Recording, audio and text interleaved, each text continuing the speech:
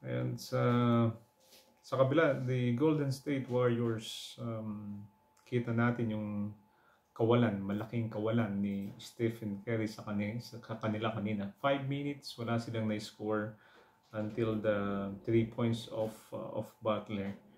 So, and then yung strategy kanina, it's a history na gumamit ang isang coach sa isang half ng 14 players. And bakit ito ginawa ni Steve Kerr? It's his way of looking kung ano yung magkiklik sa kanyang 14 players without Stephen Curry. Ano yung pwedeng maging mangyari? At inaasahan nitong may isa na may isang magandang game. Pero yes, Kuminga came out, pero ang hirap sa sitwasyon ng Golden State Warriors kanina. Ngayon na wala si Curry, it's very hard to get a win.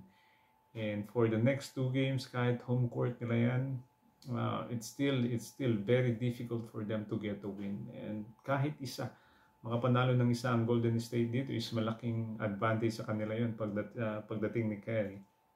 And nakita nila kanina kung ano yung respond ng Minnesota Timberwolves. And I think pwedeng gawan pa ng adjustments sa Game 3 or Game 4 yon. Sabi ko nga, there's a very slim chance for GSW to steal a win kahit sa kanilang home court. Pero and then for me, ang key dito is for Butler to be more aggressive. Si McDaniels ang naka-assign para gumawa dyan mag-guard kay Butler. But regardless, I think Butler needs to assert himself in the paint para ma-open yung kanilang mga kasama.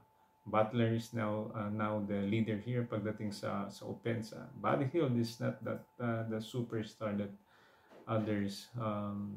So kailangan ng isa na magle-lead talaga sa opensa. Pagdating kay Green, kapag natatalo na sila, mas nagiging frustrated na ito.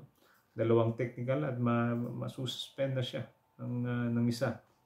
So ayaw natin mangyari yun para sa Golden State Warriors. And Moody mas bring back itong nawalang opensa. Nawalang opensa na hanggang ngayon is ayaw magpakita anong nangyari dito kay Moody. Okay?